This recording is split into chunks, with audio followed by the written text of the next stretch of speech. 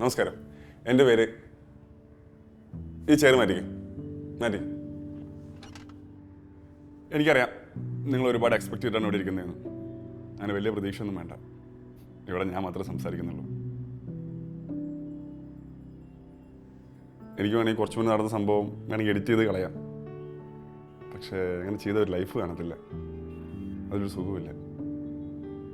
ഞാൻ ഇവരോട് പറഞ്ഞിട്ടുണ്ട് ഇതൊന്നും കളയരുതെന്ന്. പൈസ കൊടുക്കുന്നത് ഞാനായതുകൊണ്ട്, ഞാനല്ല എൻ്റെ അപ്പൻ. അതുകൊണ്ട് തന്നെ ഞാൻ പറഞ്ഞാൽ ഇവർ കേൾക്കുമെന്ന് ഞാൻ പ്രതീക്ഷിക്കുന്നു, അല്ലേ? ഒന്നും കളയത്തില്ല.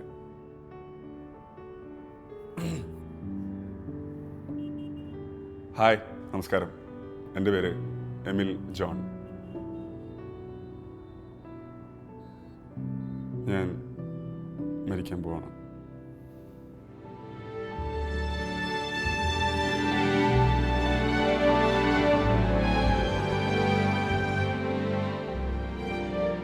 നിങ്ങളിപ്പോൾ ഈ ബാക്ക്ഗ്രൗണ്ടിൽ കേട്ടുകൊണ്ടിരിക്കുന്ന മ്യൂസിക് ഞാൻ എൻ്റെ ഫ്രണ്ടിനെ കൊണ്ട് ചെയ്യിപ്പിച്ചതാണ്. വേറെ ഒന്നുമില്ല, ഒരു വൈബ് കിട്ടാൻ. അപ്പോൾ ഞാൻ നേരത്തെ പറഞ്ഞ പോലെ ഞാൻ മരിക്കാൻ പോവാണ്. ഞാൻ പറയുന്ന നിങ്ങളിപ്പോൾ ഈ കേട്ട ശബ്ദം എൻ്റെ അമ്മ ഈ റൂമിൽ നിന്ന് ഇറങ്ങിപ്പോയതിൻ്റെ കാര്യമാക്കണ്ട.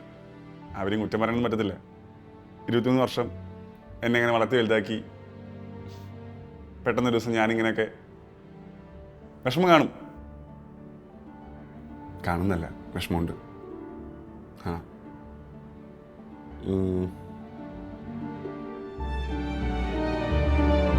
ഞാൻ പറയുന്ന കാര്യങ്ങൾ കുറച്ച് ഡ്രമാറ്റിക്കായിട്ട് ഫീൽ ചെയ്യുന്നുണ്ടല്ലേ? ബിലീവ് മീ, ഇങ്ങനെ ഒന്നും സംസാരിക്കാത്ത ആളായിരുന്നു ഞാൻ. പിന്നെ ഓരോ കാര്യങ്ങൾക്കും അതിൻ്റെതായ കുറേ രീതികളുണ്ടല്ലോ.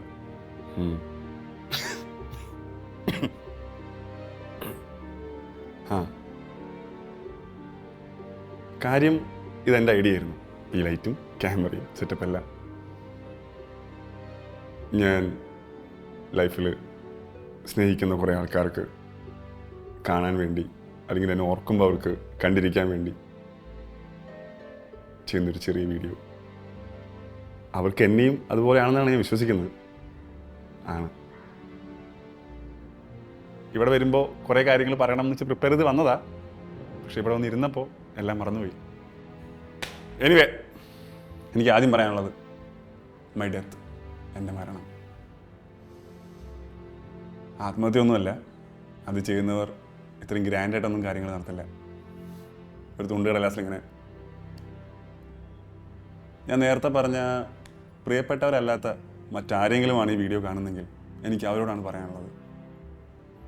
ആത്മഹത്യ വളരെ ബോർ പരിപാടിയാണ്. ഇത് പറയുമ്പോൾ നിങ്ങൾക്ക് തോന്നും, ഇവനാരാ ഇത് പറയാൻ? ഇവനിതിന് മുന്നേ സൂയിസൈഡ് അറ്റംപ്റ്റ് നടത്തിയിട്ടുണ്ടോ? ഇവനിതിൻ്റെയൊക്കെ മെൻ്റൽ സ്ട്രെസ് അറിയോ? ട്രസ്റ്റ് മീ, എൻ്റെ ലൈനിലുള്ള ഉത്തരവുണ്ട്. മറ്റാർക്കും മനസ്സിലാക്കാൻ പറ്റാത്ത കാര്യങ്ങൾ ജീവിതത്തിൻ്റെ ദിവസങ്ങൾ എണ്ണി തിട്ടപ്പെടുത്തിയ എന്നെ പോലുള്ള ആൾക്കാർക്ക് മനസ്സിലാവും. സോറി, നമ്മൾ വിഷയം തന്നെ മാറി. ഞാനിത് ചെയ്യുന്നത് വൈറലാവാനോ അല്ലെങ്കിൽ ട്രെൻഡ് സെറ്റർ ആവാനോ ഒന്നുമല്ല. മരണത്തിനെയും ട്രെൻഡ് സെറ്റർ ആക്കാൻ എനിക്ക് യാതൊരു ഉദ്ദേശവുമില്ല. ഞാൻ മരിച്ചു കഴിയുമ്പോൾ ഇതിൽ പറയുന്ന കുറച്ച് ആൾക്കാരെങ്കിലും എന്നെ ഓർക്കാൻ വേണ്ടിയാണ്. ഇത് വീണ്ടും വീണ്ടും കാണുമ്പോൾ കരയരുതെന്ന് മാത്രമേ എനിക്ക് പറയാനുള്ളൂ. എൻ്റെ രോഗത്തിൻ്റെ ശാസ്ത്രീയ നാമം അഡിനോ കാർസിനോമ. ലങ് ക്യാൻസർ എന്ന് പറയുമ്പോൾ ഒരു പഞ്ച് കിട്ടാത്തതുകൊണ്ടാണ് ശാസ്ത്രീയ നാമം പറഞ്ഞു. കാര്യം ഞാനിത് നിസ്സാരമായി പറഞ്ഞെങ്കിലും ഈ രോഗം വന്നവരെയോ ഈ രോഗത്തുനിന്ന് ഫൈറ്റ് ചെയ്ത് ജീവിതത്തിലോട്ട് തിരിച്ചു വന്നവരെയോ ഞാൻ ഒരിക്കലും കളിയാക്കില്ല. ചേട്ടാ, ക്യാൻസർ എന്ന് പറഞ്ഞില്ലേ, അതൊന്ന് മ്യൂട്ടാക്കിയേക്ക്. ഞാനീ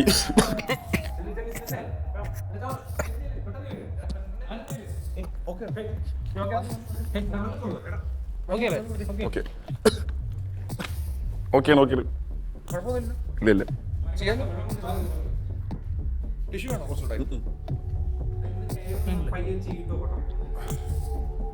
ഓക്കെ.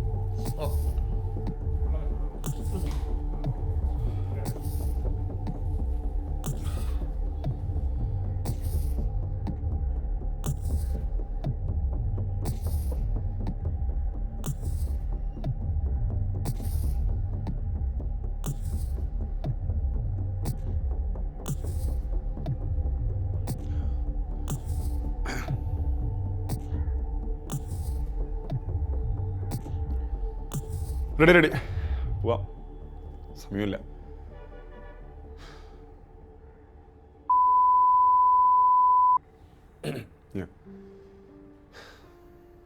ഞാനിത് ചെയ്യുന്നത് തന്നെ കുറച്ച് ആൾക്കാർക്ക് വേണ്ടിയിട്ടാണ്. എനിക്കറിയാം, എൻ്റെ അപ്പൻ എൻ്റെ കാര്യങ്ങളിൽ വലിയ പ്രതീക്ഷകളായിരുന്നു. എല്ലാം വെള്ളത്തിൽ വെച്ച് വര പോലെ ആയില്ലേ. അപ്പം എൻ്റെ ചേട്ടന് മുടക്കിയേക്കാൾ കൂടുതൽ പൈസ ഞാൻ പറഞ്ഞെന്ന സാധനങ്ങൾ വാങ്ങാൻ അപ്പം ചിലവാക്കിയിട്ടുണ്ട്. ഇതിപ്പോൾ 4th സ്റ്റേജ് ആയത് അറിഞ്ഞപ്പോൾ നന്നായില്ലേ. ഇനിയിപ്പോൾ ഇതിനും കൂടെ വേണ്ടി ചിലവാക്കേണ്ടി വന്നത് അല്ലേ അപ്പാ? അതെ, നേരത്തെ ഇറങ്ങിപ്പോയ ആൾ കയറി വന്നിട്ടുണ്ട്. എൻ്റെ പൊന്നു ശീലാമേ, ഇപ്പോഴേ കരഞ്ഞ് എന്തിനാ വരുന്നത്? ബാക്കല്ലേ. പിന്നെ ഫുൾ ടൈം ഫോണിൽ കുത്തുകൊണ്ടിരിക്കുന്ന സ്വഭാവം അത് വേണ്ട. നമ്മുടെ സെബാനെ ആർക്കും വിട്ടുകൊടുക്കല്ലേ, അറിയാലോ.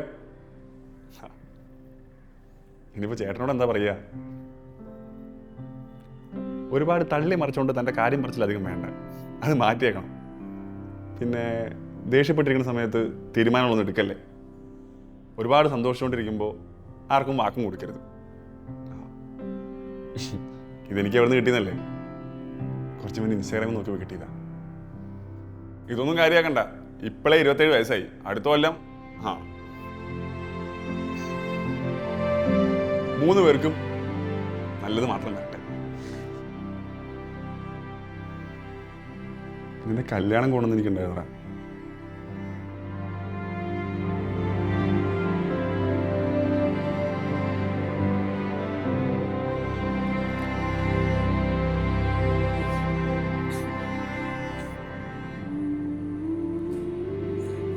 ടെസ്റ്റും കാര്യങ്ങളെല്ലാം കഴിഞ്ഞ് സ്റ്റേജ് 4 കൺഫേം ആയപ്പോൾ ഞാൻ ആദ്യം ചെയ്ത് കോളേജിലെ പഴയ ഫ്രണ്ട്സിനെ പോയി കണ്ടതാണ്. എന്തോ അങ്ങനെ ചെയ്യാൻ തോന്നി. പലരെയും കണ്ടു, പക്ഷെ കാര്യമൊന്നും പറഞ്ഞില്ല. പറഞ്ഞിട്ടും കാര്യമൊന്നുമില്ലല്ലോ. എല്ലാം കഴിയുമ്പോൾ അവരറിഞ്ഞാൽ മതിയെന്ന്.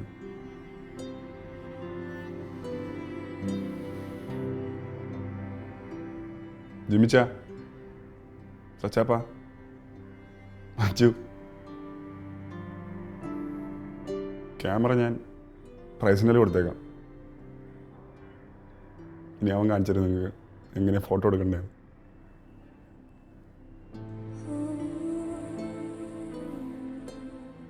കാണുന്നത് നിങ്ങൾക്ക് തന്നെ മനസ്സിലായി കാണും. ഇപ്പം ഇമോഷണൽ ആയില്ലെങ്കിൽ എന്നെ എപ്പാവാനാ.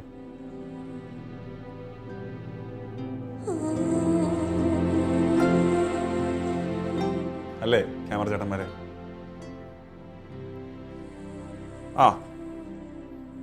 3 മെയിൻ ആൾക്കാർ വേറെ ഉണ്ടല്ലോ. ഇത് വേറൊരു സെഗ്മെന്റാണ്. പ്രണയമാണ് വിഷയം. ആദ്യത്തെ ആള് അമ്മ ഇരിക്കുന്നു. വീട്ടുകാർക്കൊന്നും അറിയാത്ത കാര്യം. സെമിനാരി പോണ്ട ഞാനാ. ഇനിയിപ്പോൾ അതും പറഞ്ഞ് തല വിളിക്കുന്നിട്ട് കാര്യമില്ല. എനിക്ക് ദൈവ വിളി കിട്ടിയില്ലല്ലോ. ഇപ്പോഴാണെങ്കിൽ ഡയറക്റ്റ് കോളും വന്നു. അത് വിട്. +2 ടൈമിലായിരുന്നു ആദ്യ പ്രണയം. മലയാളം വേണോ ഹിന്ദി വേണോ എന്നൊരു ഓപ്ഷൻ കിട്ടിയപ്പോൾ തൊട്ടപ്പുറത്തെ ക്ലാസ്സിൽ പോയിരുന്നിട്ടാണ് ഞാൻ മലയാളം പഠിച്ചത്. അവിടെ ഒരു കുട്ടിക്ക് ഇഷ്ടമായിരുന്നു. മലയാളമല്ല, എന്നെ ഇഷ്ടമായിരുന്നു. അവൾ പുറകെ നടന്ന് പറഞ്ഞതാ അവൾക്ക് എന്നെ ഇഷ്ടമാണ്. പക്ഷെ എല്ലാവരുടെയും മുന്നിൽ വെച്ച് ഞാൻ അവളെ കുറെ കളിയാക്കി. അതിന് ഞാൻ അവളോട് സോറിയും പറഞ്ഞതാ.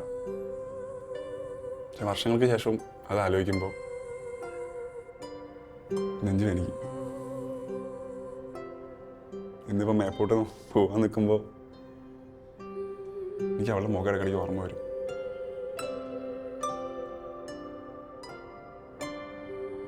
നീ എന്നേലും ഇത് കേൾക്കുമെന്ന് എനിക്കറിയാം.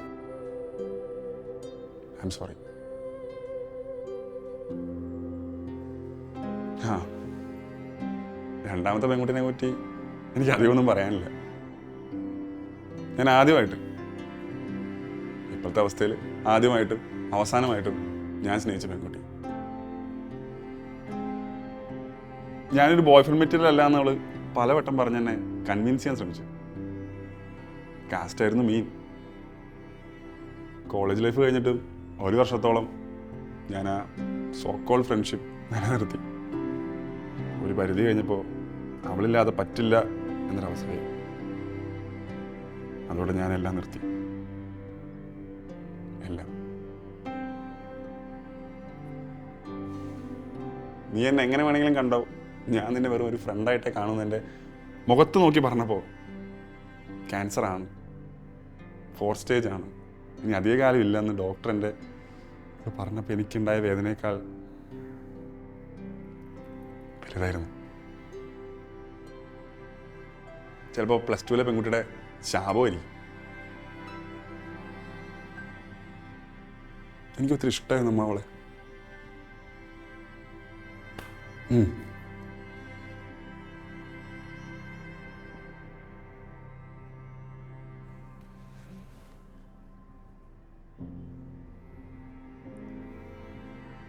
അപ്പം ഇത്രയൊക്കെ ഉള്ളൂ എമിൽ ജോണിൻ്റെ 23 വർഷത്തെ ജീവിതയാത്രയിൽ ഓർത്തിരിക്കുന്ന കുറച്ച് നല്ല സന്തോഷമുള്ള ഓർമ്മകൾ. ഡോക്ടർ 4 മാസം പറഞ്ഞു. 1 മാസം ചുമ്മാ വീട്ടിലിരുന്ന് കളഞ്ഞു. ചെയ്യാൻ കാര്യമില്ലാഞ്ഞിട്ടോ പൂർത്തിയാക്കാൻ ആഗ്രഹങ്ങളില്ലാഞ്ഞിട്ടോ അല്ല, എടുത്തോ പിടിച്ചോ എന്ന് പറഞ്ഞ് ചെയ്ത് തീർത്തിട്ട് എന്തിനാ? ചെയ്യുമ്പോൾ അത് ആസ്വദിക്കാൻ പറ്റണ്ടേ?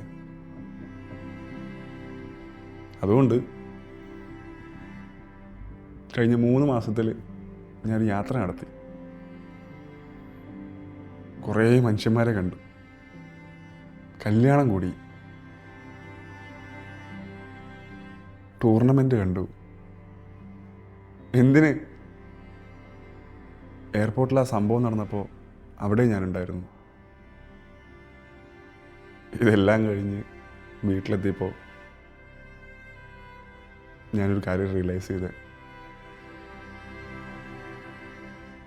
ഞാനൊരു ഭൂലോക മടിയനാ. ചെയ്തു തീർക്കാൻ സമയവും സന്ദർഭവും കാര്യങ്ങളും എല്ലാം ഉണ്ടായിട്ടും പിന്നെയാവട്ടെ എന്ന് വെച്ച് തള്ളി തള്ളി നീക്കി. ഇപ്പം ക്യാമറയുടെ ബാക്കിലിരിക്കണ എൻ്റെ ഫാമിലി.